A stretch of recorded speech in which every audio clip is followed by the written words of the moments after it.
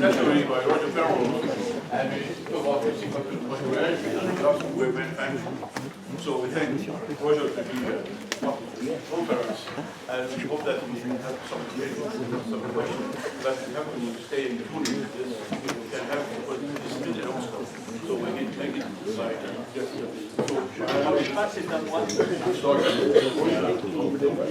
okay, Roger, I think you can overcome. Hello, do you want me to start? Yeah. Okay.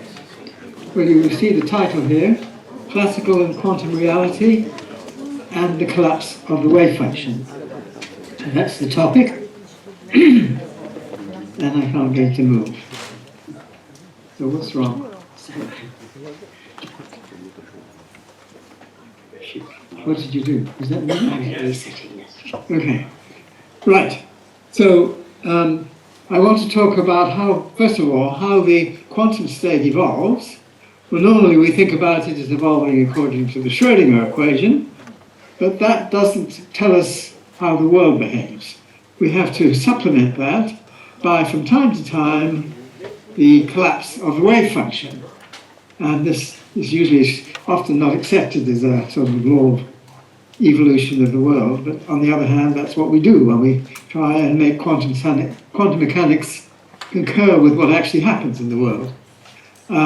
The Schrödinger equation is a smooth, deterministic equation, whereas the collapse of the wave function seems to be sort of happens suddenly. No, we don't really understand what's going on, but it's not deterministic as far as we can make out. Okay. Now, I want to mention fundamental principle of quantum mechanics is the principle of superposition. And so if A is a quantum state and B is a quantum state, then we also have allowable quantum states by forming linear combinations alpha A plus beta B, where alpha and beta are complex numbers, not both zero. We're really interested in the ratio between alpha and beta rather than alpha and beta individually. Okay, now this is illustrated most beautifully in the case of spin of a spin-half particle, where we think of the different possible states of spin as being different directions in space, so they're points on the sphere, and we can relate that to the amplitudes. If we've got, say, spin up, that means rotating right-handed about the up direction, and spin down, and those are two orthogonal possibilities. Then W up plus Z down gives you, say, another state where you can see where it is. You take the ratio W over Z and you put the ratio as a point on the complex plane, and then you stereographically project from the South Pole, and the direction out from the origin to that point gives us the direction in which the axis of the spin is. So you can see a clear geometrical connection between the complex amplitudes and the directions in space, which is always, I found that really beautiful the way that works, particularly for a spin-half particle. Now, what about the basic principle of general relativity? Well, that is the principle of equivalence, which goes back to Galileo, of course, where at the top left we see Galileo, or his imagining himself, dropping a big rock and a little rock. They fall together, so there's an insect sitting on the big rock looking at the little rock who seem to feel as though gravity has been cancelled out. So that's the point. Locally you can cancel gravity out, and at the bottom I say, well, of course, nowadays it's very familiar, but you see here this is sort of 2001 fictional space station. Doesn't look like that, the actual one, never mind.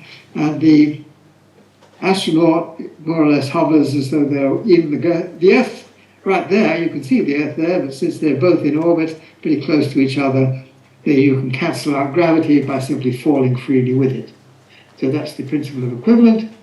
And of course you have to have this wonderful theory of general relativity, because if you cancel it out at Pisa, that doesn't cancel it out in New York. So you have to have a theory which accommodates this principle of equivalence all over the whole universe, which is what Einstein achieved in doing with his wonderful theory. Okay, now we've got these two principles, and I want to argue that there is a certain conflict between them. Now, I'm imagining here an experiment done on a tabletop. This is a thing I put forward decades ago, but never mind, let's repeat the idea here. You're thinking of a quantum experiment done on a tabletop, and you want to take the Earth's gravitational field into consideration, just considering it as a constant field. Now, there are two ways you could do it. If you're any sensible quantum mechanic person, you would put a term in the Hamiltonian to accommodate the Earth's gravitational field. However, you might say, well, we should really do it in accordance with Einstein or Galileo-Einstein equivalence principle, and you consider a freely falling frame in which there is no gravitational field. And you have the two different colored coordinates. I think the green one is the one taken with respect to the table, the one static with regard to the table, and the purple one is the one where you consider the Earth's field. You're dropping freely in the field, and so the gravitational field is cancelled out. In the green one, you see the gravitational field, and the purple one, you don't. Just do a little bit of a calculation, and what you find is that you get almost the same answer. The trick, however, or the key to what I'm saying is in the almost. What you find is that doing it by the green coordinates, that's the sort of Newtonian coordinates, or the purple ones, that's the Einsteinian way, you get a phase factor between the two. You might say, well, it's just a phase factor, who cares about a phase factor? If you're working out probabilities, you're going to take the square of the modulus, and so you don't see the phase factor. But you should look carefully at this phase factor, because you see it involves the time cubed, an exponential of the time cubed. So it's rather a different phase factor. You should say, who cares about the phase factor? But you do have to care about it, because what it's telling you, because it's got a nonlinear term in the time, is that you actually have two different vacua. So the purple vacuum and the green vacuum are not the same. But you could say, well, stick to your vacuum and you get the same answer. Okay, well, that's fine. However, let's suppose I slightly modify this experiment by considering that as part of the experiment you have a body which is put into a superposition of two locations, this body being sizable, and you're concerned with its gravitational field as well, so the Earth's gravitational field. And you try to adopt the Newtonian perspective doesn't give you any problem, but you try to adopt the Einsteinian perspective, and you have a bit of trouble, because as you move around, you find that you can't sort of cancel out the gravitational field because it's in superposition. So how do you fall freely with it? And you can't sort of do that consistently all over space. So the point of view I adopt is say, well, okay, it's a bit of a mistake not to adopt the Einsteinian view, but let's do our best and just say that there is a little bit of an error involved in not adopting the Einsteinian view. And then you can integrate this error over space and do an integration by parts, and you find what it is. It's a sort of uncertainty. I'm putting it as an uncertainty, not an error really. A little bit of an uncertainty in the total energy of the system. That's in the bottom right-hand corner. Is what you find. It's the integral of the square of the difference between the two different gravitational fields as you go around. And this energy turns out to be the gravitational self-energy of the difference between these two mass distributions in superposition. And I adopt the Heisenberg time energy uncertainty principle. So we've got an energy uncertainty that's related to a time uncertainty, well, a lifetime basically of the state. If it was like an unstable particle with a lifetime, then you would have an energy uncertainty which is related to the lifetime by reciprocal relationship, and which is the Heisenberg time energy uncertainty relationship. So I am adopting that viewpoint, and so that gives me a lifetime for the state, which depends upon the gravitational self-energy of the difference between the two states.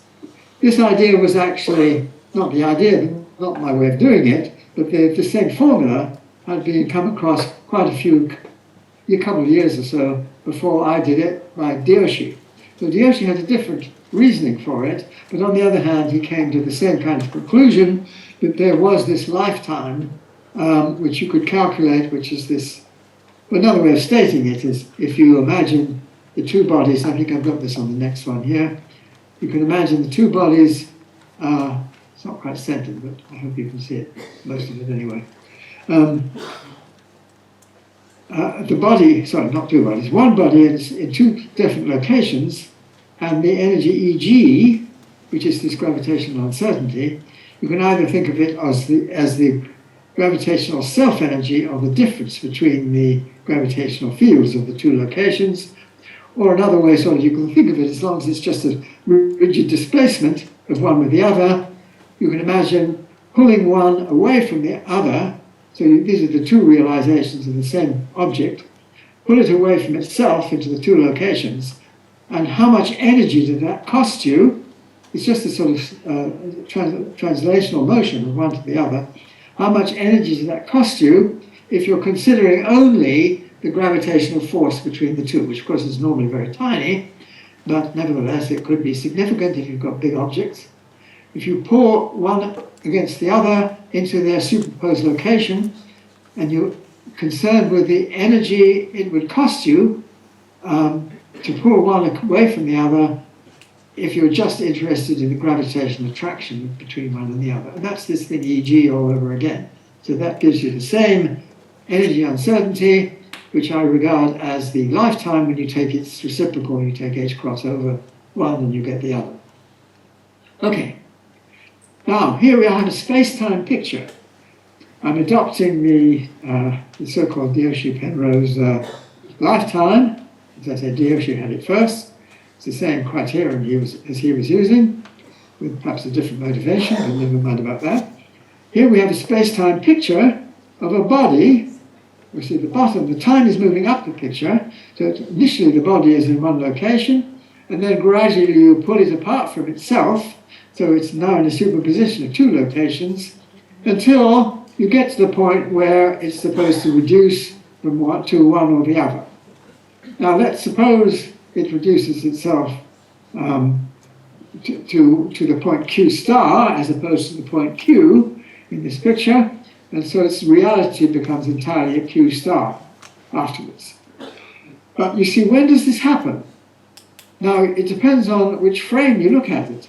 I have two possible observer frames, the one with S, one with 1 and the other with a 0, and the S0 or T0 is the initial start, and then as time progresses you have the simultaneity lines representing S1 and T1, and they're not the same. And here I have the picture where, according to the observer T, the disappearance of the particle in the right-hand location Q means that the object still hasn't yet become entirely a Q star. So somehow there's still a probability that it might disappear from Q star, which doesn't make any sense. If it's gone from Q, it's got to have gone from Q star. It does not happen instantaneously. That's not relativistic, because these different observers, one of them would see that the Q disappears before Q star is the whole state. The other one takes the view that Q star has become the whole state before Q has disappeared, and so there's still a chance that Q might be the state, and then you would get two examples all at once. It doesn't make any sense. The point is that the collapse of the wave function in this picture is not relativistic. So how do you make it relativistic? Well, pretty well the only way you can do it is to say, well, it goes all the way back to the beginning. That is the location of Q0, point 0, and that's where the separation actually happened. So even though it took from the point where 0 up to the later time Q, that when the collapse has happened, it's as though it has happened all the time. Well, oh, so this rather curious picture, it's as though retroactively somehow, although the time scale tells you that it collapses much later, you have to make it relativistically invariant. It's a bit hard to make this make sense, and this it goes back to the point zero. You can do it thinking about some kind of point of view where there is the alpha and the betas don't have to be normalized. That's the coefficient representing how much of it is at Q and how much at Q star, and that somehow there's a sort of one of them builds up and the other one disappears, and you might say after a certain point, you might as well say it one place or the other. It doesn't really make too much sense when you look at it in detail. To make it relativistically invariant is a real challenge. And so I'm saying let's adopt that challenge, and what do? We say it goes back to the point O. Well, this is a point of view, and I want to distinguish between two possible points of view. And this is what I really want to talk about here, is what I'm calling quantum reality. Now, quantum reality depends on what I'm calling Einstein's dictum. And he was saying, if without disturbing the system, I can make a measurement on the system, and with certainty it tells you that it is either at one location or the other, something like that, but then that gives it an element of reality. So if you can make a measurement which doesn't disturb the system, then the result of the measurement is something real about it. So this is his point of view. He put this forward at least in 1935, perhaps earlier. And I'm calling this Einstein's dictum. Einstein's dictum is really a dictum which refers to what I'm calling quantum reality. So when we go back to here, this is a good example, the spin half particle of a quantum reality. You see, you might have a situation where the spin state happens to be in some direction out from O to, in the top picture, from O to U, for example, so some direction. And that direction will be a linear combination of up and down. But maybe that is the real state. For some reason, you don't do some experiment and you could know that it should be pointing, the spin axis should be pointing in the direction out to the point U. And that gives the direction of spin an element of quantum reality. That's not an element of classical reality, and I want to distinguish between these notions. And let me come to that. What do I mean by classical reality as opposed to quantum reality? Well, classical reality is something where you can ask a system, you can say, hello system, what is your state? And you can take some object. So I can take my magnifying glass here. I can say, what shape are you? And it says, okay, well, I've got a sort of round top, and then I've got a length here, which is about 4 times the diameter of the top, and it's fairly cylindrical in shape, a little bit of a kink in it here and there. Okay, it can describe what it's like. So that is classical reality. It's sort of fixed in this definite way. You can ask it what it is, and it can tell you what it is. It says, my state is X. So that's classical reality. Quantum reality, you can't do that. Like the spin half particle, it's a very good example of that. You can't say, hello state, what is your state? It doesn't answer that kind of question. No, you've got to have a clear state. You say, is your state X by any chance? If you've got it right, then it will say, yes, my state is X, with certainty. So you repeat this experiment many, many times. Every time, if the setup is exactly the same, every time it will say, yes, my state is X.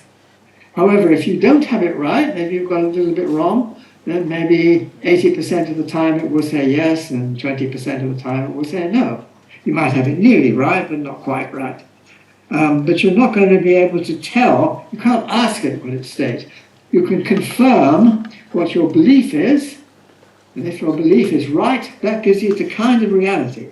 So I'm agreeing with Einstein, it is a kind of reality, but it has to be distinguished from the classical reality. Classical reality is a much firmer kind of reality. It's a much more sort of rigid thing which you can't monkey with. It's really knows what it's doing, if you like. Whereas the quantum reality doesn't, well, it sort of knows what it's doing, but you can't find out what it's doing. It's a very mysterious kind of concept, but nevertheless, that's the way quantum reality seems to behave. Now here I have a picture which is a sort of space-time picture where I'm trying to illustrate both the quantum and the classical reality. And at the bottom of the picture, it's a sort of space and time mixed up in the picture, but time is really up the picture, sloping off slightly to the right if you like, doesn't matter.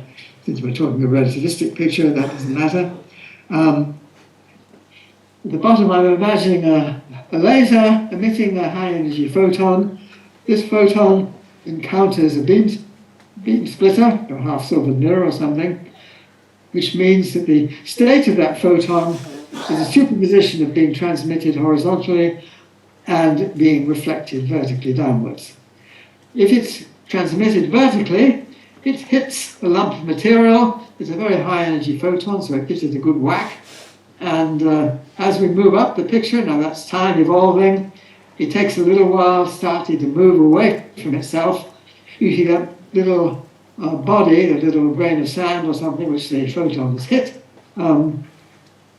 is put into a superposition between two locations in the quantum reality, because it's either hit or not hit, but it's not that. It's in a superposition of being hit and not hit. So that means the superposition of being moved and not moved. And as you move up the picture, you see this superposition grows with time, until, according to the OH criterion, you say there's a good chance that it will have become one or the other. You don't know exactly when it will become one or the other. It's, as I say, like a unstable nucleus. It's got a lifetime, but it does it's got a half-life, roughly speaking, which you can calculate from this formula, more or less. And in this particular case, when you go and look at it, or whatever it is, or by the OH criterion, it will have become one or the other.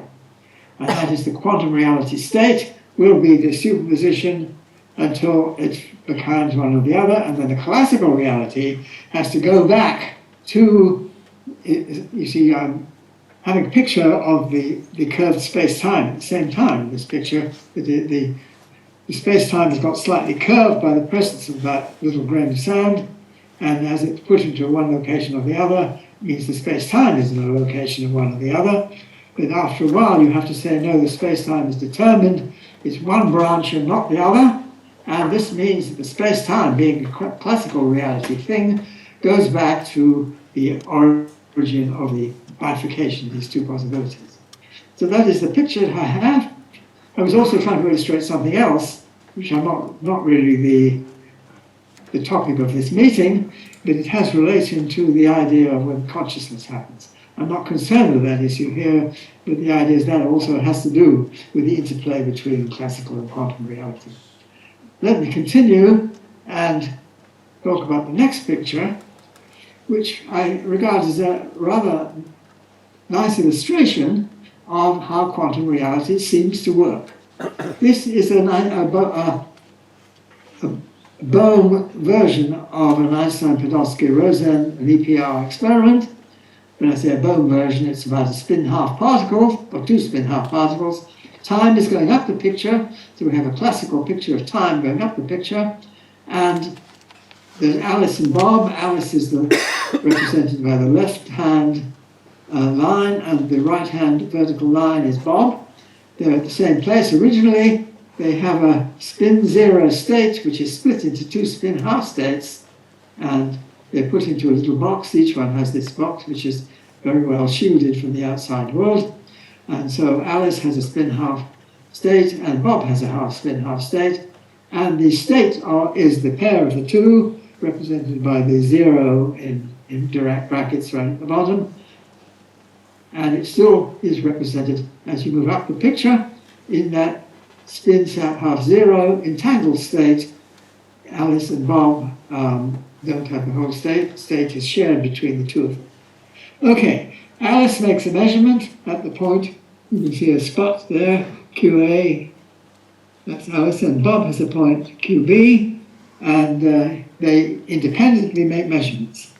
Let's suppose that Alice makes a measurement on her spin-half particle, and she measures the measurement up and down, up or down, and she happens to find, in this example, that it's down, I think, isn't that right? I think that's what we're saying.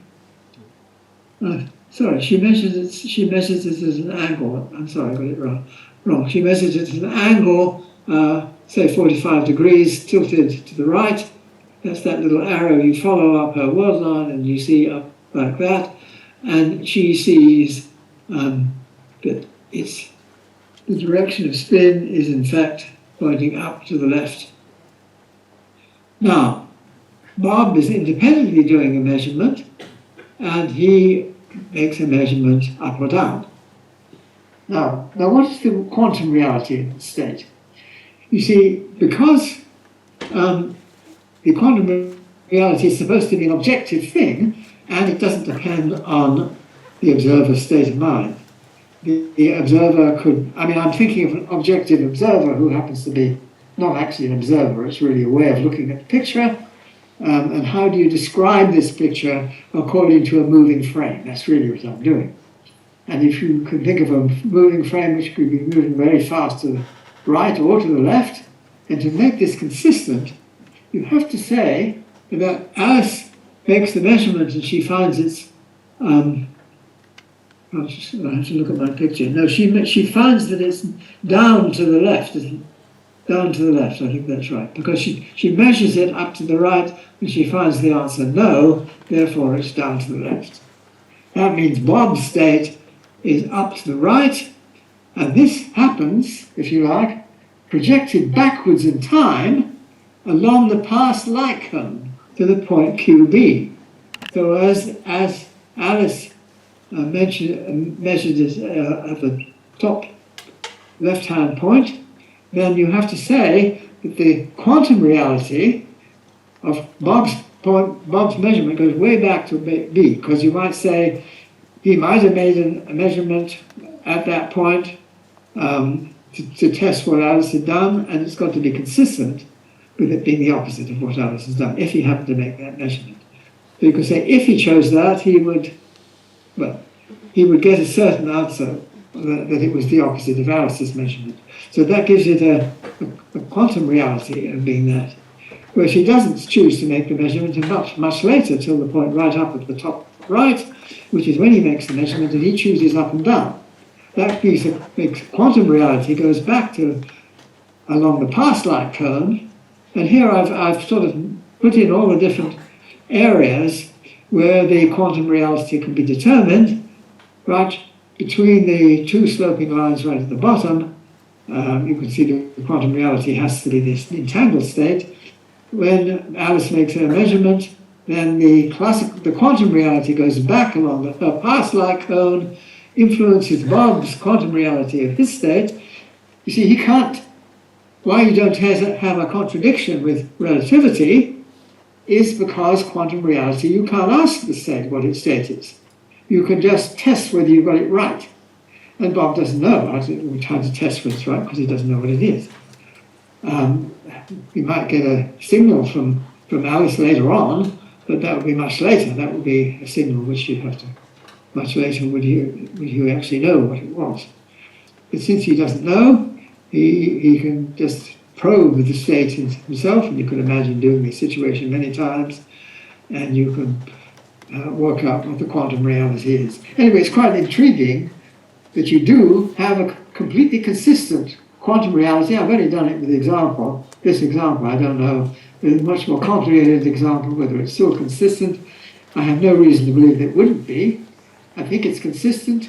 The only trouble would come if you could somehow ask the state what it wants, what its quantum reality state is. That's the whole point about quantum reality. You can't do that. You can only confirm if you've got it right. If you've guessed right, or if you have a theory which tells you what it should be, and you test this theory, and if that theory is a good theory which tells you what it should be in this particular example, then you will get the answer yes with certainty. But in this particular example, that you can't do that, because all of the information is that what Bob or Mary Alice or Bob have made, and their measurements occur at different moments, and the quantum reality of that goes backwards along the past light cone, and you can fill in with these different places what the quantum reality is, and it seems to be completely consistent. Well, I think that's all I want to say for the moment. Thank you very much.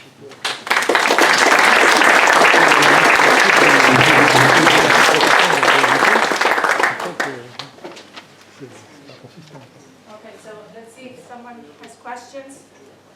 Okay, so do you mind coming here and